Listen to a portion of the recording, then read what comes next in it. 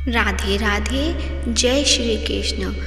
प्रिय भक्तजनों, आप सभी को मायरा बॉयज़ की तरफ से अनंत चतुर्दशी की हार्दिक शुभकामनाएं। अनंत चतुर्दशी का सनातन धर्म में एक खास महत्व है। इस दिन भगवान विष्णु के अनेक रूप में से एक अनंत रूप की पूजा की जाती है। इस दिन भक्तगण पूजा करने के बाद अपनी कलाई पर डोरा बांधते हैं। ऐसा माना जाता है कि यह डोरा सभी नकारात्मक शक्तियों से रक्षा करता है। तो आज की इस वीडियो में हम जानेंगे अनंत चतुर्दशी कब है और इससे जुड़ी पौराणिक कथा कौन सी है। भक्तजनों, पौराणिक कथा पूरे श्रद्धा भाव से पूरी सुनना, आधी अधूरी नहीं सुनना। और कमेंट बॉक्स में जयकारा लगाइए, विष्णु भगवान की जय। अनंत चतुर्दशी के दिन मुख्य रूप से भगवान विष्णु की पूजा की जाती है। हर वर्ष भाद्र शुक्ल पक्ष की चतुर्दशी तिथि को अनंत चतुर्दशी मनाई जाती है। इस वर्ष अनंत चतुर्दशी 17 सितंबर 2024 मंगलवार को मनाई जाएगी। पुराणों में इस व्रत से जुड़ी एक कथा का वर्णन किया गया है। ऐसा माना जाता है कि जो भी यह कथा सुनता है या सुनाता है, उसके सारे कष्ट दूर हो जाते हैं। तो आइए श्रवण करते हैं अनंत चतुर्दशी की व्रत कथा।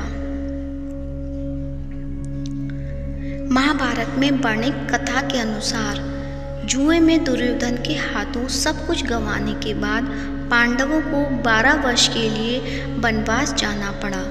वन में पांडवों को कई तरह के कष्टों का सामना करना पड़ रहा था। एक दिन की बात है, भगवान श्री कृष्ण वन में पांडवों से मिलने आए। तब युधिष्ठिर ने कहा, हे नारायण, हम सभी भाइयों को इतना कष्ट क्यों सहना पड़ रहा है और इसे कैसे दूर किया जा सकता है। तब श्री कृष्ण ने कहा, धर्मराज, तुम भाद्रपद मास के शुक्ल पक्ष की चतुर्दशी तिथि यानी अनंत चतुर्दशी के दिन मेरे ही एक रूप अनंत भगवान की पूजा करो। तुम्हारे सारे दुख दूर हो जाएंगे और तुम्हें तुम्हारा राज मुकुट भी वापस मिल जाएगा। पौराणिक काल में सुमंत नाम का एक ब्राह्मण हुआ करता था। उसकी पत्नी का नाम दीक्षा था।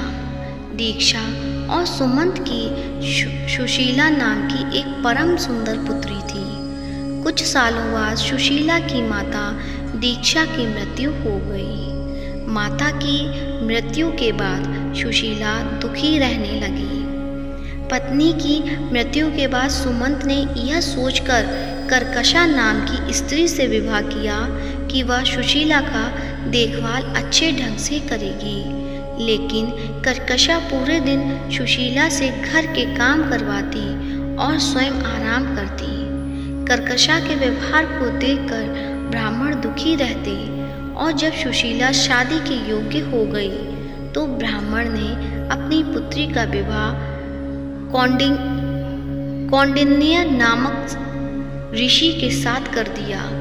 विवाह के बाद जब विदाई का समय आया तो ब्राह्मण ने बेटी और दामाद को ईंट और पत्थर के कुछ टुकड़े एक कपड़े में बांध कर दे दिए। यह देख कौंडिन्य ऋषि को बड़ा दुख हुआ, परंतु वो बिना कुछ कहे पत्नी को साथ लेकर अपने आश्रम की ओर चल दिए। चलते चलते रास्ते में ही रात हो गई तो कौंडिन्य ऋषि अपनी पत्नी के साथ एक नदी के किनारे रुक गए।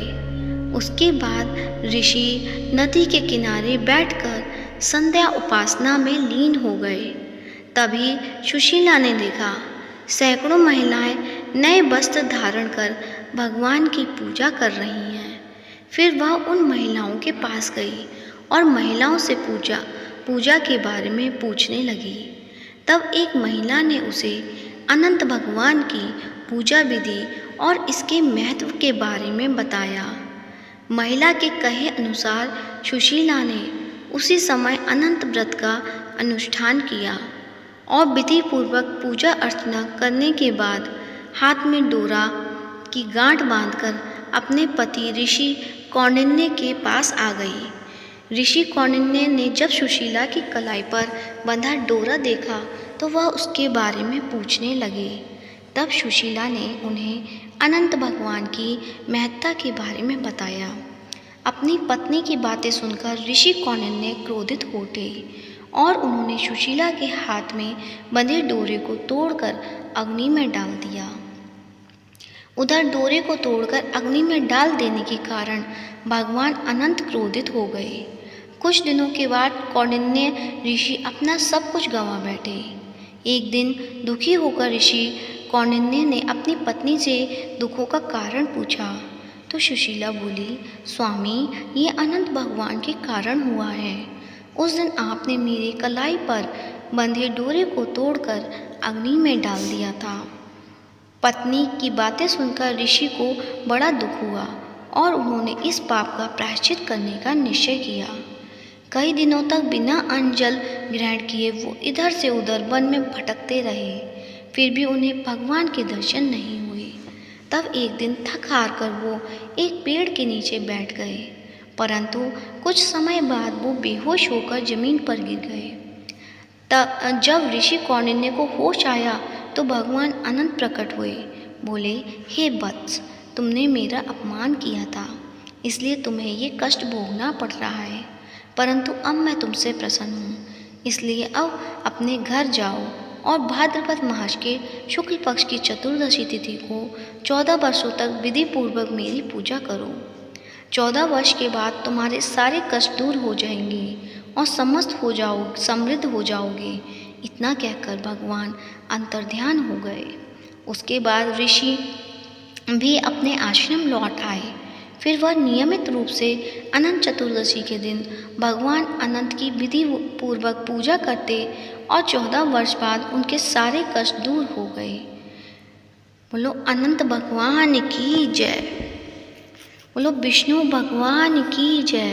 भक्तजनों, कथा अच्छी लगी है तो वीडियो को लाइक करें, ज़्यादा से ज़्यादा शेयर करें और यदि आपने मेरे चैनल को अभी तक सब्सक्राइब नहीं किया है तो सब्सक्राइब करें। धन्यवाद।